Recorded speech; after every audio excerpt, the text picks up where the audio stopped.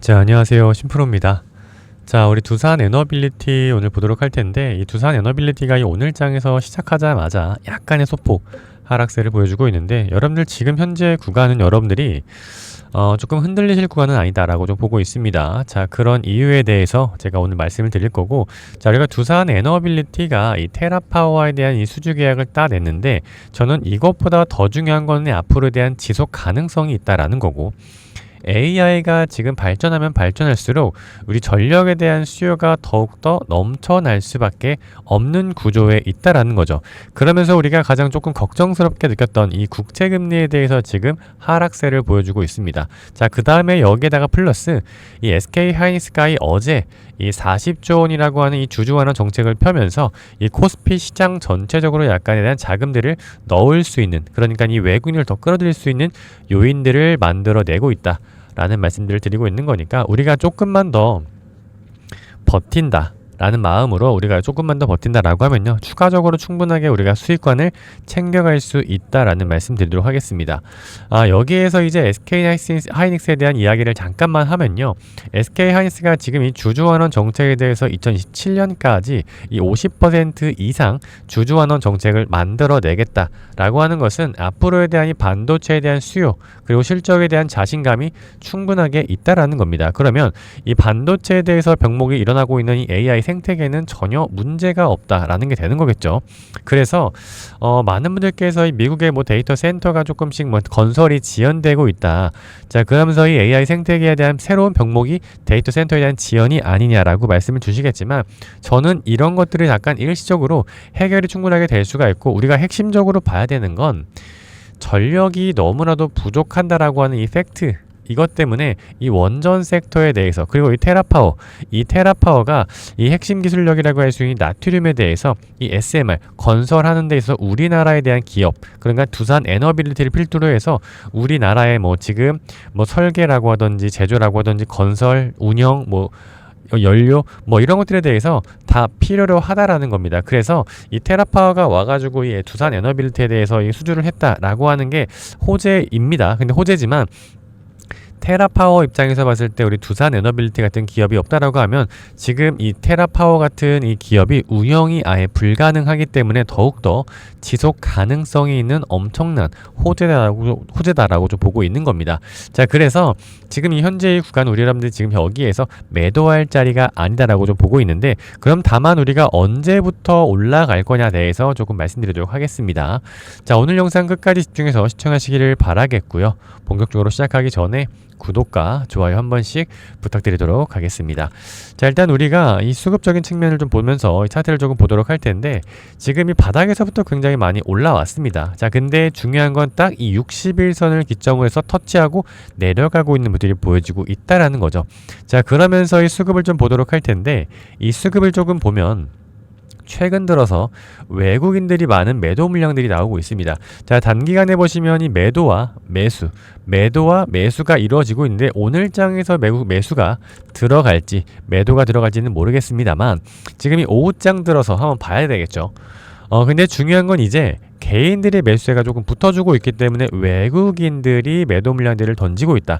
자, 누적 순매수로 봤을 때는 이 외국인들과 기관들이 탄탄하게 받쳐주고 있다. 자, 개인들이 굉장히 많이 흔들리면서 털려 나가고 있었는데, 지금 보시면 주가가 계속적으로 빠져나가고 있다 보니까 털려 나가고 있었는데, 지금 다시 한번 스물스물 이제 AI에 대한 노이즈가 꺼지면서, 그리고 빅테크 기업들의 실적 발표를 잘 해내면서 다시 한번 개인들의 매수세가 붙어주고 있다라는 겁니다. 자, 그렇기 때문에 지금 현재의 구간은 굉장히 변동성을 가져가면서, 저는 여기 매물대 많이 쌓여있는 이 자리죠. 이 자리까지는 충분하게 더 올라갈 수 있는데, 여기에서 변동성을 주면서 야금야금에 대해서의 가격 밴드를 올릴 수 있다라는 겁니다. 그러면 이렇게 됐을 때, 자, 우리가 가격 밴드가 이렇게 지그재그 패턴 그리면서 이 오파동으로 올라갈 때 바닥에서부터 매집을 하면 된다라는 겁니다. 자, 우리가 하루하루를 볼 게 아니라 지금 하루하루 막 주가가 떨어졌다라고 해서 슬퍼하고 주가가 올랐다라고 해서 기뻐하고 이렇게 주식은 1일 1비하면 정말 스트레스 받고 피곤합니다. 자, 그렇기 때문에 우리가 조금 주봉 차트나 이 월봉 차트로 조금 흐름들을 보실 필요가 있다라는 겁니다.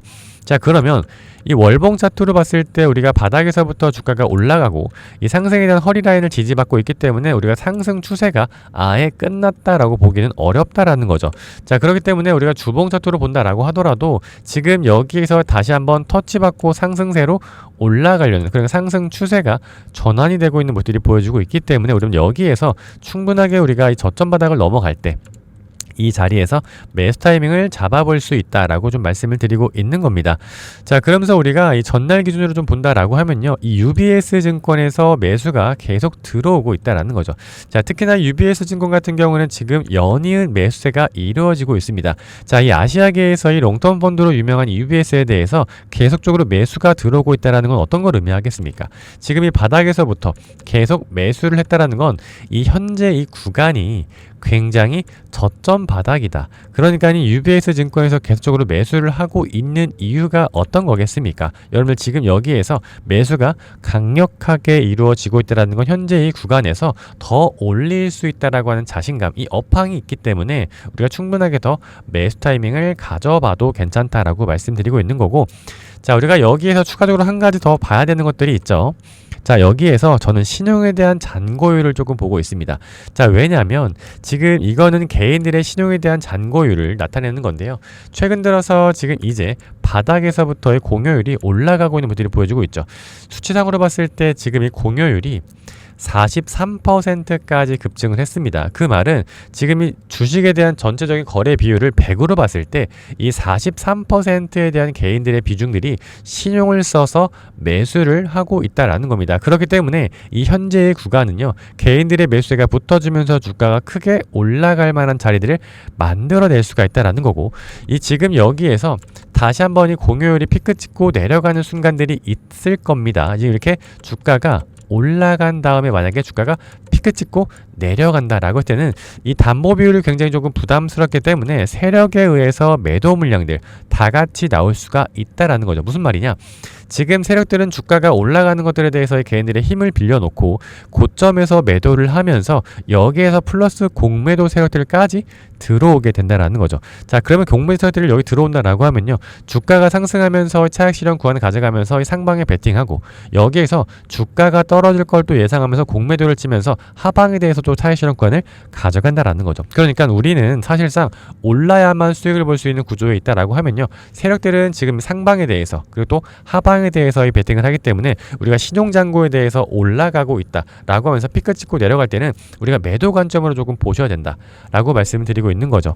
자, 그러니까 지금 이 현재의 구간이 굉장히 저는 굉장히 변동성을 크게 가져가면서 올라갈 거예요. 자, 그럴 때마다 우리가 어떻게 대응을 해야 되는지, 이 바닥에서부터 어떻게 매집하고 이 단기적 고점이 왔을 때 우리가 어떤 식으로 매집을 하고 우리가 수익 구간을 가져가는 것도 좋지만 우리가 대응하는 것이 가장 중요하다라고 말씀드리고 있는 겁니다. 자, 그래서 사실 매수보다 매도가 더 어렵습니다. 그렇기 때문에 우리 여러분들이 지금 고점에서 쭉 내려와서 지금이 이 7만원대 부근대까지 아직도 들고 있다라고 하면요, 우리가 매도를 어디서 어떻게 해야 될지에 대한 기준과 원칙이 없었기 때문이다 라고 좀 말씀드리고 있는데, 제가 이러한 기준과 원칙을 좀 잡아드리도록 하겠습니다. 자, 제가 운영하고 있는 구독자방에 들어오실 수 있는 링크 보내드리도록 할 텐데, 위에 있는 번호로 자, 두산이라고 간단하게 두 글자만 보내주시면 된다라는 겁니다. 자, 전부 다 무료로 진행하고 있고요. 우리가 어떻게 대응을 해야 되는지, 현재 이 원전 섹터는 어떻게 흘러가고 있는지에 대해서 명확하게 말씀드릴 거고, 지금 시장에 대한 분위기, 그러니까 전반적으로 봤을 때 이 원전에 대한 수급, 원전에 대한 업황은 굉장히 좋은데도 불구하고 주가가 빠지고 있다라는 건 사실 수급이 문제가 되고 있다라는 겁니다. 그런데 지금 이 SK 하이닉스에 대해서 SK 하이닉스의 이 주주환원 정책으로 인해서 외국인들이 들어올 만한 환경들이 놓여져 가고 있다라는 거, 그러면서 가장 많이 눌려 있다라고 생각하고 있는 이 원전 섹터에 대한 대장 두산 에너빌리티가 주가가 굉장히 저평가되어 있다라는 겁니다. 자, 그래서 저는 이 현재 구간이 굉장히 저점 바닥에서 매집을 한 다음에 조금만 더, 진짜 조금만 더 장기적으로 보시면 우리 여러분들이 충분하게 더 많은 수익을 챙겨 가실 수 있을 거다라고 저는 보고 있습니다. 자, 그렇기 때문에 이제 우리 여러분들이 저랑 같이 좋은 결과를 조금 만들어내고 싶다라고 하시는 분들은 위에 있는 번호 두산 에너빌리티의 두산이라고 간단하게 두 글자만 보내주시면 제가 알고 있는 한 모든 정보를 동원해서 우리 여러분들 최대한 좋은 결과를 이끌어낼 수 있도록 도움 드리도록 하겠습니다. 자, 도움이 필요하시다라고 하시는 분들은 두산이라고 간단하게 두 글자 보내주시면 되고요. 한 분도 빠짐없이 제가 모두 다 이 공유를 드리고 있다라는 겁니다. 그러면서 우리가 이 구독자방에 들어오시는 모든 분들께 제가 또 한 번 선물을 드리고 있습니다. 이 선물이 뭐냐?